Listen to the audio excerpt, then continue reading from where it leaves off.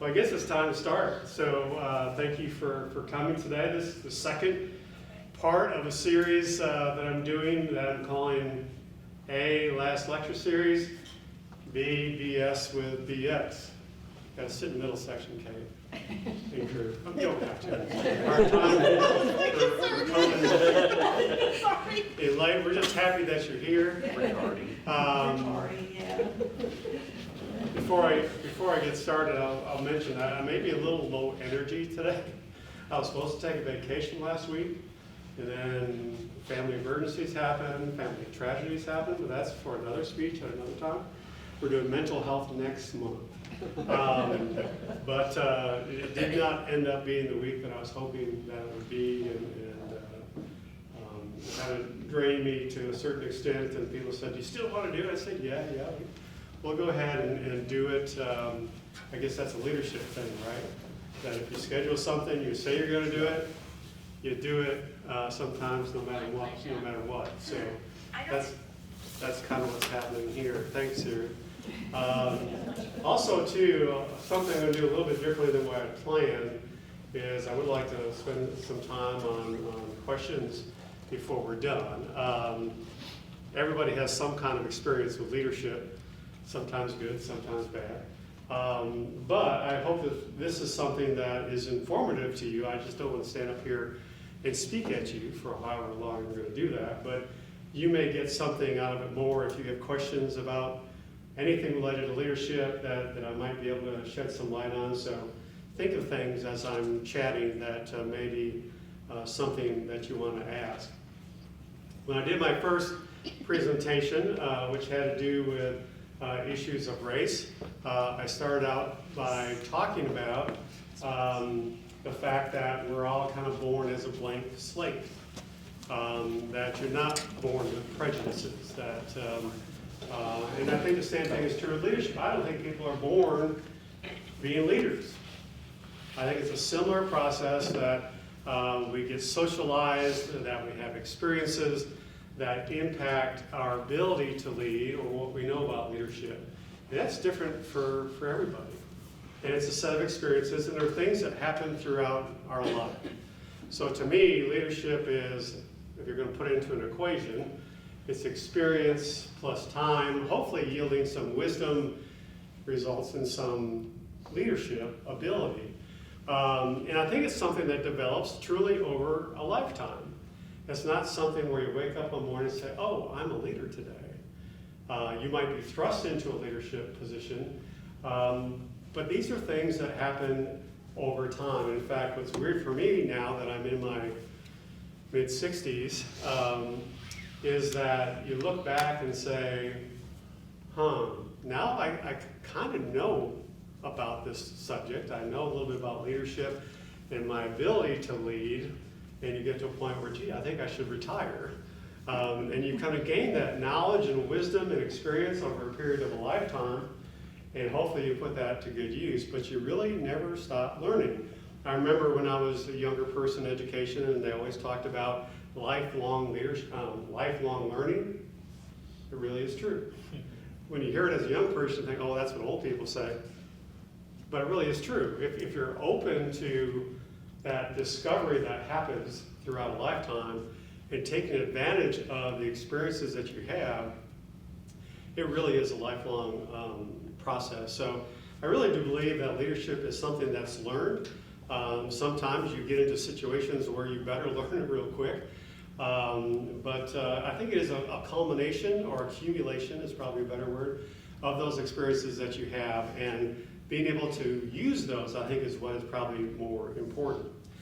I also believe that the ability to leadership, is something that comes through both successes and failures. We all have failures. Who's had a failure here? Raise your hand. Truth in advertising here. Good. Everybody should raise their hand.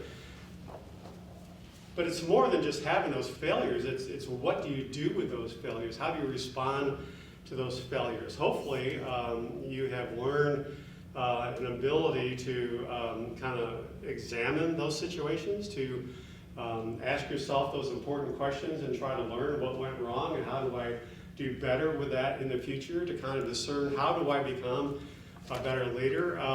Some people think about leadership and some people don't. But I do think those failures are probably more important than your successes. When I was at Maryville College for about 15 years, and here I was probably, well, I was in my early 50s and thought, you know, maybe I'd like to be a college president. And I was so interested in doing that that I took the first opportunity that came along, which may not be the best lesson in leadership, but I did it anyways. And it was after a lot of thought with my wife, and our kids were grown and gone, and I took a job at a small private college that was failing in West Tennessee, Lambeth University. Some of you might remember that college. That used to be in Jackson. The campus is still there. And I knew that it was failing and having a really difficult time and was under scrutiny by SAC-COC. And it was an opportunity to take what I'd learned at that point, go to another place, obviously one that was in trouble, and try to see if we could pull it out of the fire and move it forward in a positive way. Well, this was 2009. I took on a job of a financially failing college through the Great Recession, whatever we called it back at that time. But I was still headstrong enough to think, well, we can make something work. If we just apply ourselves and do what is necessary, somehow we'll come out of the other end in a good way. But I tell you, it was probably two of the most difficult years that I've ever had, personally and professionally. And I went in there with a head of hair and came out without it. But it's one of those things, in one sense I'll say that yes, it was a failure. We did not end up having that college be a going concern as Lambeth University in the end, but we did find a way to transform that institution and make it a going concern for that community, in that we sold it to the city, the county, the energy authority, kind of like EPB down here in Chattanooga, and the local hospital. And we worked a deal with the governor's office, we worked with the University of Memphis, and we were able to turn that into a branch campus for the University of Memphis. And now it's full of people and it's going great. And the community has an anchor in its downtown, which was very important in terms of the functioning of that community. And so I worked myself out of a job, but that's what got me to Jackson State, eventually here. But working in a situation where you are under fire and you're trying to survive day in and day out teaches you lots of things. The first thing it taught me was my capacity for work.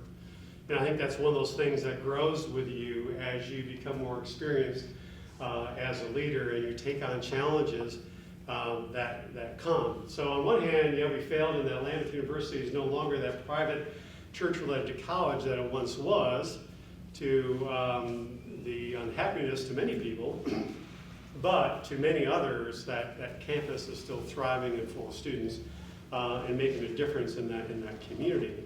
And but I did learn about my capacity for work. I learned what I could do under very difficult situations. And all of you have probably had some circumstances that have been difficult and challenging and troubling to you, and you've had to find your way through it. Sometimes that's a work-related thing, sometimes it's a personal thing that you might deal with a family, like I experienced last week. And so those challenges stretch you. And if you're dedicated, you do what is necessary to accomplish the tasks that are before you. In my case, it was, how do we get this college to get all the students that need to graduated? How do we get all the students transfers that needed to be transferred? Because before we finished up in December, prior to that, SAC-COC said, okay, we're pulling your accreditation. You cease to exist at the end of this semester. So I got to sue Belle Whelan in federal court. She's the head of SAC-COC, to get an injunction to make sure that we could go one more semester. And basically we worked a deal that if we went one more semester, we would cease to exist on July 30th. July 30th is becoming a date that's important to me this year as well. But in that case, we're able to keep going. We got every student transferred that we could transfer, did 7 different teach-out agreements. And we also got every student graduated that we could. I also worked with other institutions to try to place faculty and staff. Many of them did get hired by the University of Memphis, so that worked out. But here was something that was more stressful than anything I'd ever encountered. It was affecting me personally. It affected my health, but you kind of kept going. And so you learn what you're capable of doing in difficult situations. So in my case, having a chance to become president again, I didn't think anything that difficult was going to happen. Now I've still got 3 months and 15 days and 4 hours, so hopefully nothing like that occurs.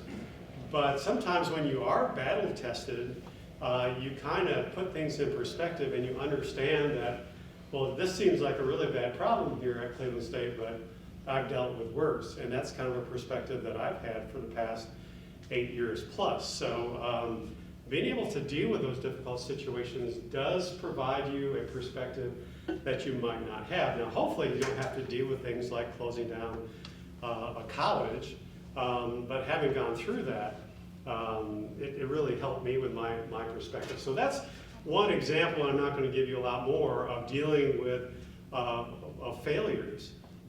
It was a big failure in some people's eyes, but in others it was a success that we're able to get anything out of that as well. We went into it with fairly open eyes, and I remember having a conversation with my wife, Catherine, and we knew it was going to be a really tough thing to do, but we understood that we really couldn't get hurt that bad. We're going to go do it together. If things happened like they were going to happen, we were going to land on our feet, and good things were going to happen after that. And so we went into it with an understanding that we're going to be okay. So that was one kind of case study that I got to deal with personally that taught me a lot about leadership. The other thing that I think is important about that story is that I took a great risk. And even going, people said, "You're crazy, you don't want to touch that college with a 10-foot pole." They're in trouble financially, they're in trouble with accreditation, you really don't want to go near it. But I was at a point in my life where I felt like I had learned enough, at least had the mental capacity, health capacity to say, yes, I can take this on and we can make something come out of it. Risk-taking is another really important part of leadership. And I think some of you were around when I did my first workshops for strategic planning, and I used this concept of even if you're on the right track and you kind of envision train tracks, if you just sit there, you're going to get run over. So coasting, doing the same old is something that just does not feel good to me at all. And there are organizations that are kind of that way. You know, if you're in business and you're just sitting there doing the same old, you will get run over and you'll probably be out of your job, or something worse is going to happen to the organization. Colleges and universities are very unique animals. Some of us have worked in colleges all our lives, so we're not really sure what it's like to not work out in the business world and things of that nature. If you're up in Monroe County and you're making boats and you're not meeting your quota and you're not selling enough boats, you're out of a job. And the company fails and the stock goes down and bad things happen. And so everything is oriented towards numbers, towards producing a certain number of widgets or whatever you're making. But in a college, we're so diverse in terms of what we do and how we do it that you can't focus on one thing. Yes, you've got numbers and data to pay attention to and students to graduate, but you've also got faculty and staff and compensation plans and dealing with the state and all that. So it's just so diverse in terms of how you have to negotiate and deal with different people that you better have a pretty good capacity for understanding people, using psychology, using strategy, planning, vision, all those kinds of things that we talk about. And so I've had great opportunity here since I've been at Cleveland State to try to put those things to use. I had a mentor at Maryville College, Dr. Gerald Gibson. I was his longest serving vice president there, and he taught me what I know about strategic planning. And for some people, that's just a really good buzzword. But if you're really wanting to be a leader and lead an organization of any kind, you better be good at strategic planning, because what does that do? It helps you think about where do you want to be down the road? What kind of institution do you want to be? What is the goal that you're trying to achieve? What's the vision you're trying to achieve? So you're always very forward thinking. If you think you're a leader and you're not concerned about the future, you're not going to be a very good leader. Now, some people get into jobs for different reasons. Some people want to have the position, they want the title, they want the money, whatever it might be. If that's your motivation, you're probably not going to be a very good leader or president. There needs to be something intrinsic about why you do what you do.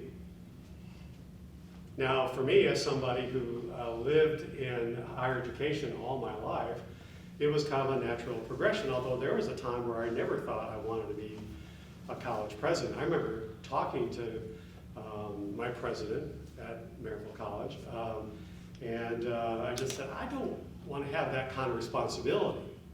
I don't want to be on all the time, because it seems like if you're in that kind of role, you're always president, you're always responsible, you're always going to meetings, you're always doing something in the community, you're doing a fundraiser, you're meeting with this group, you're representing the college at this occasion. It's a nonstop kind of thing, and I never thought I'd have the energy to do that, to be quite honest. But it's amazing, as you kind of progress through different levels of responsibility, you kind of get room for that, but still, you're really not sure that that's something that you're going to be able to handle and handle it well.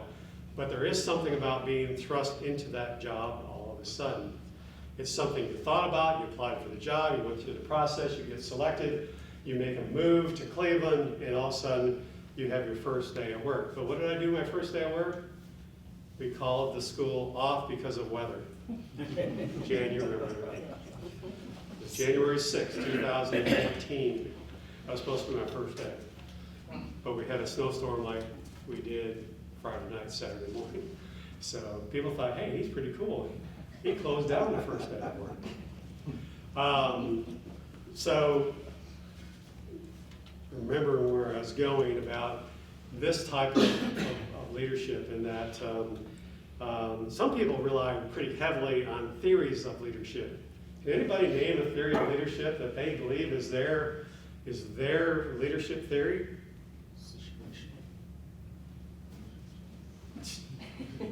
John? Servant leadership. Okay. There's lots of different kinds of leadership, and if you've taken any classes in leadership, they teach you about all kinds of theories, right? Or you might do different types of case studies. I don't believe there is any one perfect answer for leadership theories. I think it's good to learn about all of them, to kind of see what you like or don't like about different ones. But then you kind of have to, it is important for you as a leader to have some frame of reference, a context, an understanding of how you want to be a leader. If you walk into a day one and you're like, hey, I'm just going to see how it goes, you're kind of screwed before you ever got started. And there are people who do that with their jobs. Well, I'm glad I got this job, but I'll just see how it goes, and we'll go with the flow, all those kinds of terms. And then you have a situation occur where you really got to apply some context of leadership. So you better know how you work as an individual. You need to know what you like or dislike. You need to know what's important to you. You better have a great set of ethics, because you're going to be challenged to use those all the time. You better have a really strong sense of integrity. Now, what does that mean? We all look at that differently. But to me, that kind of goes back to, you're going to do what you said you're going to do. You're going to act in a way that is consistent with who you say you are.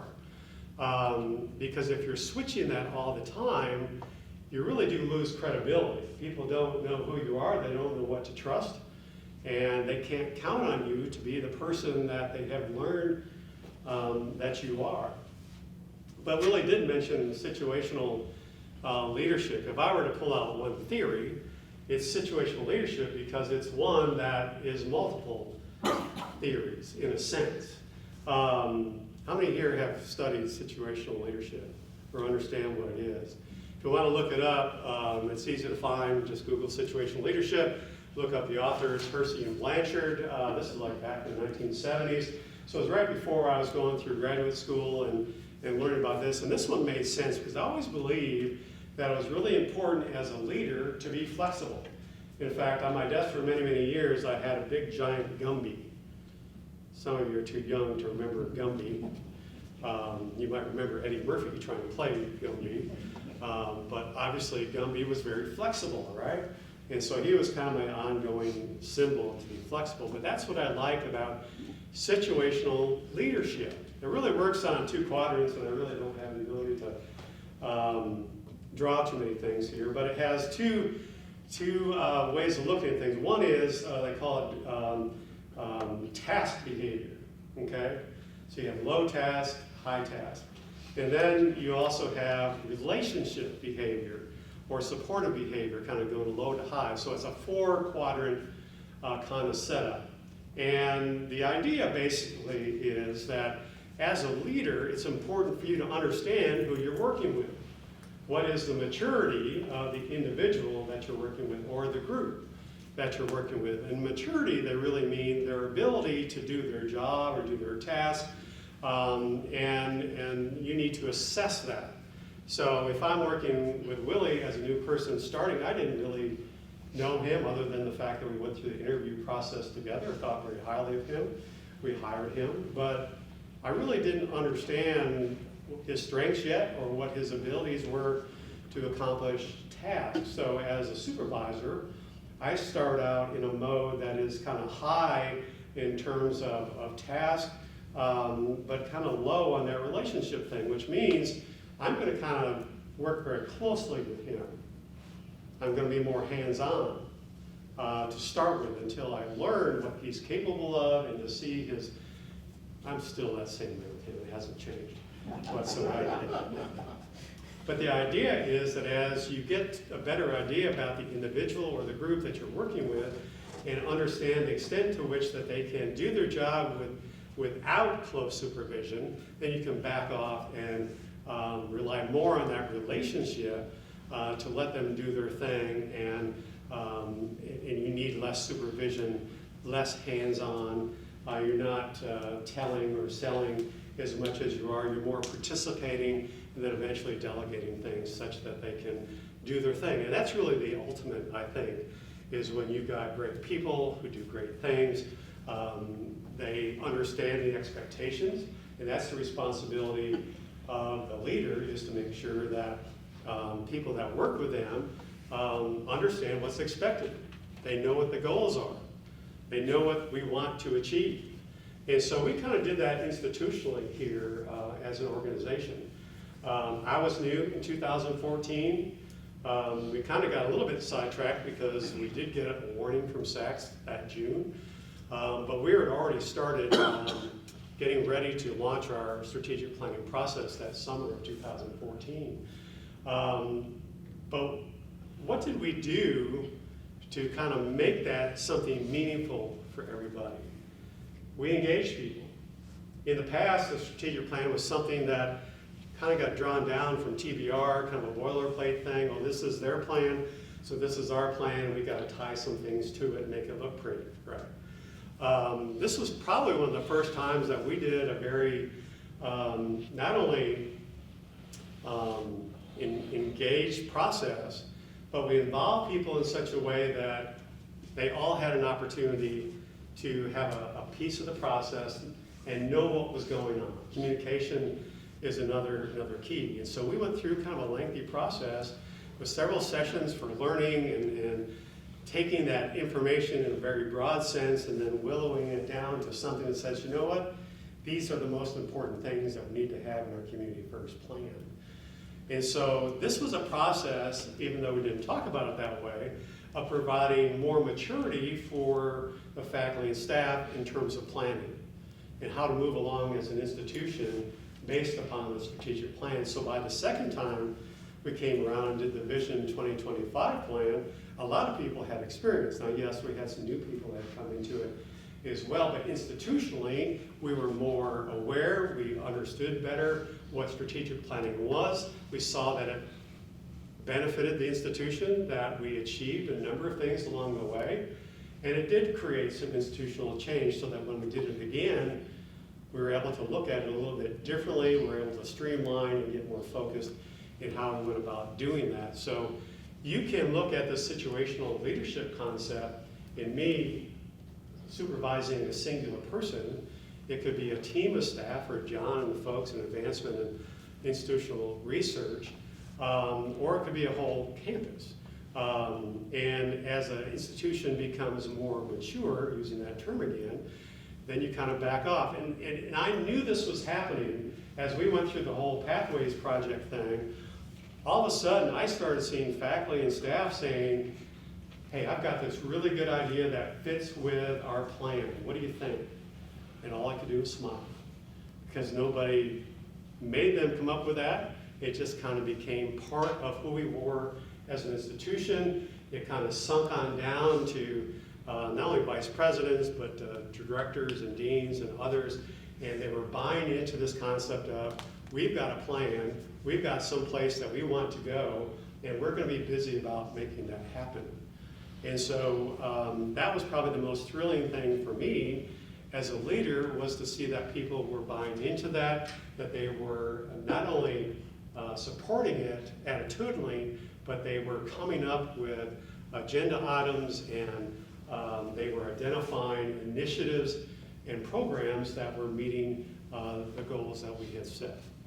So to me, as somebody who got into the mid-50s and into a job like this, that was probably one of the most pleasing things to see, is kind of that change that was occurring within our institution, because there was an expectation for change, for improvement.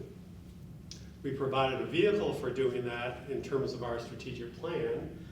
And we worked together on that, not only me, but vice presidents and others, that we tied all of our goals together. So the strategic plan tied to our annual goals, tied to our performance reviews, everything kind of meshed. And so those were some of the things that were in my head that were somewhat intentional, but we had to learn it as an institution. And I'm hoping moving forward that that's something that becomes even stronger and stronger. So all kinds of words and themes come into this. One of the other things I think is important, I'll use the term marketing. It might seem strange to talk about marketing and leadership, but if you are a leader of an organization, you've got to be able to communicate not only internally, but externally. So we focus quite a bit on internal communication, even to the point that our surveys that we're doing every year with staff, employees are saying, yes, you're doing better. Now, it's one of those things that people say is always terrible. It's like parking and cafeteria food, right? It's just always terrible. But the data proved, based upon the feedback from employees, that we did better. But to me, marketing is, as I said, both an internal and external thing, and you need to do both to strengthen the organization. Externally, we're very intentional about communicating that we were here for the whole community. So there is no surprise that we used a theme of community first. We needed something pretty direct and easy to communicate that we are a community college. Community is our middle name, so to speak, and we are here to serve all 5 counties. And we're going to be pretty in your face about that. We took every opportunity to put ourselves out there. And this was not just for bragging rights or even for the president. the reality is that the president is your poster child. And the more that they're out there and being recognized in the community, the more the college is being recognized in the community. So that was always in the back of my head, but we were very intentional, not just about promoting ourselves in Cleveland, but also the other 4 counties that we serve. We told our story. This is who we are. This is what we do. And there's a part of that that comes back to the institution, because it's important as a leader to understand that you are who you say you are.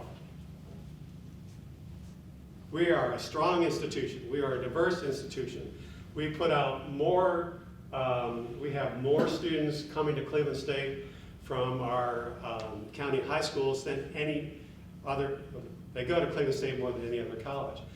Finding tidbits like that and promoting it, now we probably didn't promote that as good as we are, but I know we're starting to right now.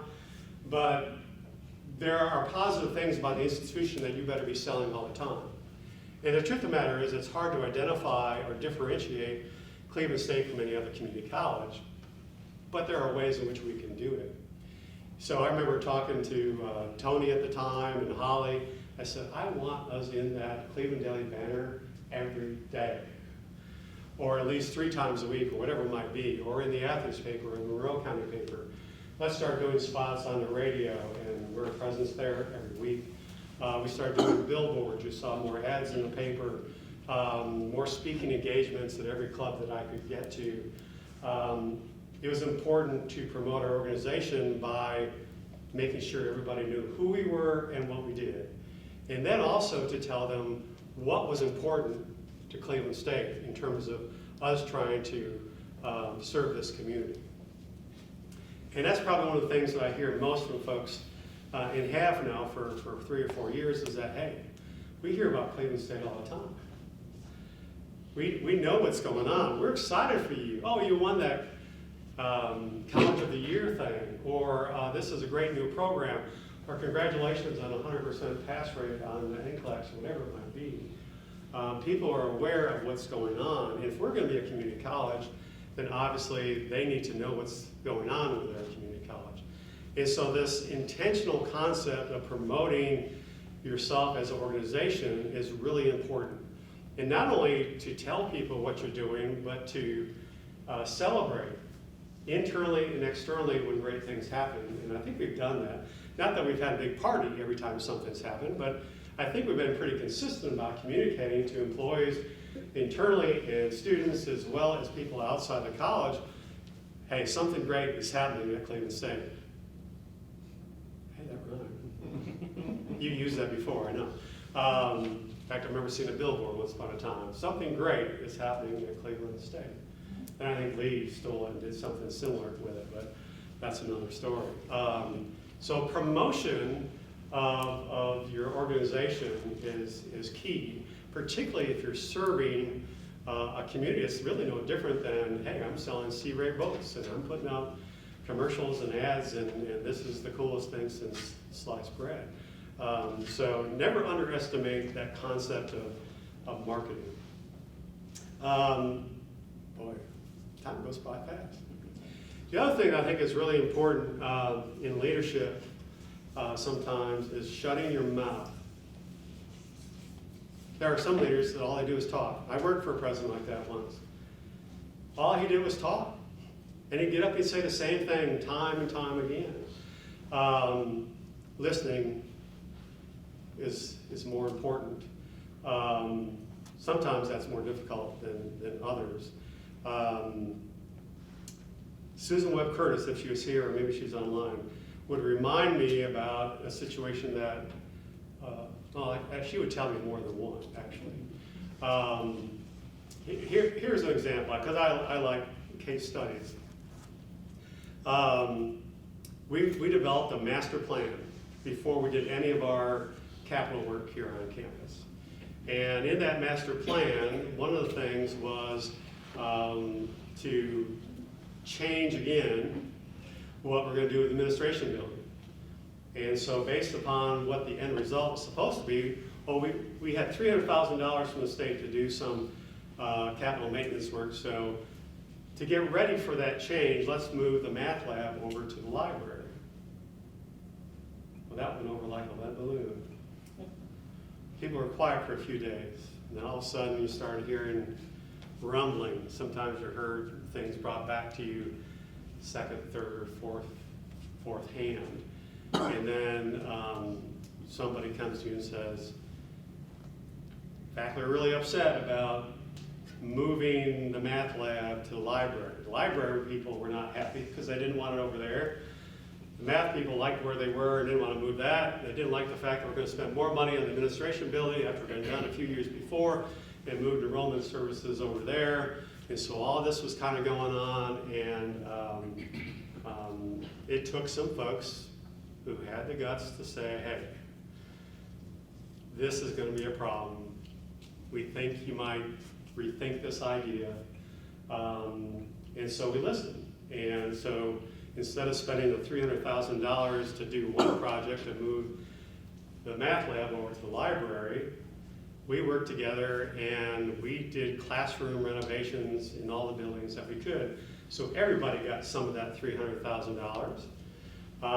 There were classrooms in every building that got renovated, some new furniture and IT equipment and things of that nature. And so that was kind of worked out good. But a number of people came back to me and said,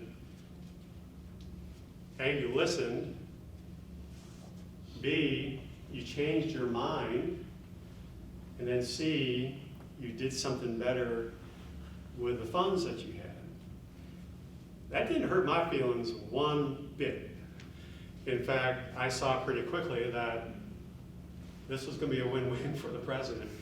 And as a leader, you have to think about that as you do your job. If you're not being aware of what's kind of the tone of the campus and how are they feeling about things and are they happy with you or not? Now, you can't make all your decisions based upon that, but it's important to know kind of what's going on out there. But that was an example of listening and being willing to make a change. There was another situation with a former dean that became pretty difficult. And I didn't hear about it until it was third or fourth hand. Finally got to meet with the whole division. And they said, we can't work with this person anymore. And they were in tears with all the problems that were going on. So we made that change. Got a dean in that situation that totally changed things around. And those staff said, you listened to us, you made a change, and things are so much better now. Now, sometimes it works out that way and sometimes it doesn't. And I'm not trying to suggest that every time somebody comes to you with a problem and says, hey, I don't like what's going on, your job as a leader is to change it. It's not. Your job is to make a decision that is the right thing to do. Now, sometimes it ends up being in everybody's best interest, or at least maybe not one person's best interest in that particular case. But you have options. You be flexible, and you listen. And the other thing I would talk about a little bit too before I wrap up is leaders are very vulnerable. In particularly in a college situation, a president is very vulnerable. Vice President for Academic Affairs is very vulnerable. We've all seen stories about institutions where presidents or vice presidents for academic affairs get pushed out or votes of no confidence or that kind of thing. And so it's vulnerable in the sense that your job depends upon where other people are with you as a leader. Now that's true in other organizations. I go back to C-Ray. If you're not doing a very good job of meeting your quota, they're going to put you out too. But one of the things that I discovered in the time that I've been here is that if you're in a vulnerable position, if you want to be successful, you need to be vulnerable as a leader. If you're a person who believes I've got all the answers, I know everything there is to know about running a college and you can't tell me any different, how long do you think that person is going to last? Now, I didn't point at you, John. Not very long. And so I remember being in this room the day that we're talking about what we're going to do with the maintenance department on campus. Some of you were in this room, right? And it was emotional for lots of people, including me. And I get choked up easy, and I did that day, and I didn't do it on purpose to kind of win favor. But being vulnerable and letting people know that A, you can make mistakes, B, you can change your mind, C, you can be emotional as a way of having empathy and understanding, can go a long, long way. And so it's a journey, like I started out by saying, that you do not get born a leader. You learn how to do it over time. Some people don't want a job with any kind of leadership, and that certainly is their privilege. But I grew up with a dad who was a school principal, so I thought, he was the biggest deal ever. Michael knows about principal dads. I was a PK, principal's kid. And so I saw him in leadership roles all my life, and it was kind of natural. I was enthralled with the presidency. Maybe not all the presidents, but I read everything I could about presidents, and I collected everything I could about John F. Kennedy, and because I was at that right age through all of that. And so there was a part of me that learned about leadership or wanted to be in some kind of a leadership role, but you never really know until you take risks and provide that opportunity. Now, every job I've ever had, I've asked for. Nobody has just said to me, here, we want you to do this. And I can remember 3 or 4 times where I went to the director or the dean or the president and said, I want to do this job. Particularly if an opening happened, I can be your interim. I'll do that job and my job at the same time for no extra pay, folks. Everybody here wants a little extra. Side comment. And so you've got to go out and get those things. You've got to ask for them. You've got to be enthusiastic and proactive and go make those things happen. And so those are just some of the things that I've done. One last thing. As a leader, no job should be below you. It's a dunk tank in a dunk tank. It's a piece of stuff on the ground walking by, bend over and pick it up. I've seen people in this room do that.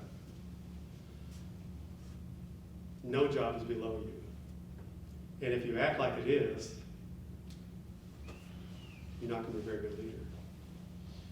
So humility is another good character. We could come up with lots of them as well. Credibility, honor, integrity, being ethical, inclusive, fair, respecting differences. I don't want to miss this one. I kind of dealt with that topic the last time, but if you're a leader and you do not respect the diversity of people that you work with, you're only a leader for part of the people that you're working with. And you owe it to all of them to pay them the respect that they're due, no matter what their job is, no matter what their background is, no matter what their color is, no matter what their lifestyles are like, particularly in a college environment. Because if you as president or any leadership position are not modeling that respect for diversity, then you're not being a good leader. And I think particularly today that is needed more and more and more. And I continue to learn along that scale as well. So, I said at the beginning we might have time for questions. It all really depends upon how long you want to stay, but any burning question on leadership you want to ask? Willie? Yes, so during the transition, when you knew you had a school going on with sex, how did you handle the communication to the staff, faculty, keeping them buy in by word of mouth? Because I'm sure you had, knowing the destination that was about to occur, how did you handle that to actually Complete and utter transparency. Don't hide anything. I mean, there may be some things that you need to maintain privacy, but we had town halls all the time. This is the current situation. This is what we're trying to accomplish while we work on this. And so we did that as often as we could, including students. Because I didn't want anybody to be in a situation where they said, hey, why didn't you tell us this was going on? And so that was the most important thing. And so some of you have seen the picture of the day when I told them the college was closing, but there's a reporter there from the paper who got just the perfect wrong picture of my face. So transparency is a good one, John. I would just make a comment of, I believe one of your, you talked about communication and marketing, and I believe one of your biggest accomplishments at Cleveland State, having inherited an institution that was on warning from SACS, is that you were clearly, throughout your tenure, a fierce advocate for Cleveland State. And I think everyone would agree with that. And I think that that has really raised the level within the community. So, Thank you. thank you for that. Yeah, I mean, you could call it all kinds of names. It's like, you know, you're gonna be that mean mama that's gonna, you know, fight and scratch and take care of her kids in any way that they can. And it's, and you do have to watch what you say, frankly, all the time. And you better be fairly strategic in using your words in different settings. I mean, I really love to go off on some of the legislation that's being proposed right now, but, you know, it's not my job as president to do that. It's a personal thing. And so you have to be able to separate those things out. Yeah. It seems that leadership is ultimately learned by doing. So as a leader, how do you train and mentor the people that you're leading to themselves lead? Well, I like the fact that you use the word mentor, because mentors are very important to me. I have people that I still try to mentor today, and hopefully will continue to do that in certain ways as well. I think part of it is creating a culture amongst your leadership team that if, let's say I'm doing it with vice presidents and they do it with their directors, and you know, so I think part of it is building a culture within an organization that's what's important to do. So that's the first thing that comes to mind, but others are not jumping in there real quick right now either. But I think it is important to create that culture and role model, that kind of mentoring.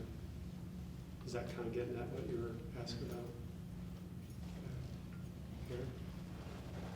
Okay. Dr. Seymour, how important do you see increasing your expectations of your fellow workers, co-workers, I'll say, in developing them to greater productivity or whatever? I think it's a great question and really important, not only in leadership, but in terms of organizational development and being able to enhance the culture of the organization. I've always wanted people that work for me to advance, whether it's in terms of their career or their education. And it's important to tell them that. So that's one.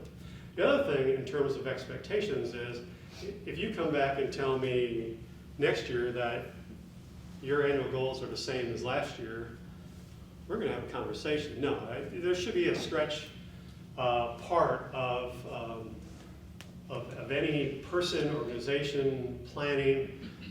If you've got that plan and this is your end goal and you haven't met it yet, you better be taking new steps to get there. So I think it is a progressive process, and a good leader is going to continue to demand that their employees or the people that work with them kind of focus in on this continuous improvement. That it's a process, that if you're able to get to this level this year, then we're going to go to this level next year, because this goal is still out here. You're not going to achieve that goal, all in the first month. But it's a building process. There's usually prerequisites that you got to do these things before you do that. And so that's kind of the way I've always kind of focused that kind of progression, is taking steps to get to your end goal. Small victories, I think, are really important. Anybody watched the movie Moneyball? What was the goal? Base hits, getting on base. And so the more base hits you get, the more runs you get, the more runs you get, the more wins you get. And even though we never talked about that as an organizational plan, it was back here somewhere. So I think that's a good point, Gary. It's a progressive kind of process to achievement. Anything else? Well, I think that, to that point, trying to push people to do more and better is a fine line, because if you come across as, well, I can never satisfy this person, that's a bad deal. But if you can sit with them and let them come up with the ideas, oh, what would you like to do to improve or learn more or get better? Yeah, What would you well, like to get involved with? That goes back to that inclusive process, and I think we do that, and what we've established here is that staff sit down with their supervisors to develop their annual goals. And I think for the most part, that is a collaborative process, not so much, hey, I'm going to tell you this is what your goals are, and you must do this by the end of the year. And so I think that's created a pretty good culture. Now, I thought you were going to go to a different place when you started asking the question, because as a leader, on one hand, you might be perceived as demanding in terms of what you want to see achieved, but there is a reality of time and energy and ability of people to achieve those goals. And there's a certain amount of stress that goes along with that too. We've dealt with that here at the institution. So what's the right balance? I didn't use that word at all, but again, that's a very important word in any kind of leadership, is trying to find that balance where on one hand, you want to move forward as an institution, and we've done some great things in terms of our student success measurements and other kinds of things, but it has put a certain amount of stress on the employees to make that happen. Sometimes it's seasonal, sometimes it's all the time. And so I remember one year, I think I said, okay, it was like the springtime. Folks, I get it, everybody's stressed out. Let's give ourselves a break, take the foot off the gas pedal a little bit. I remember communicating that to everybody. At least it was a mental relaxing. I'm not sure people really did it because they want to achieve as well. But I think it's important to be very cognizant of that kind of stress level, because if you go too far, then it's going to be counterproductive to the whole thing. All right. Anything else? Going to have one more session in April. Ideally, it would be May because that is Mental Health Month, but at least I'm getting closer. What did I title this thing? Something about the only thing you have to fear is fear itself. But really, the topic is about fear, anxiety, stress, depression kinds of issues, and that might not sound like a very fun topic, but the reality is we all deal with certain levels of that, and we have family and friends who've dealt with it, and sometimes to fairly difficult points. And so this is another topic that I'm touching on because it's personal to me and something that I'm passionate about and have learned a few things. I'm not going to be talking as a clinician, but if that's a topic that's of interest to you, come check it out on what date? April 11th. April 11th. I'll be here before we know it. All right. Thank you all very much. I appreciate you coming.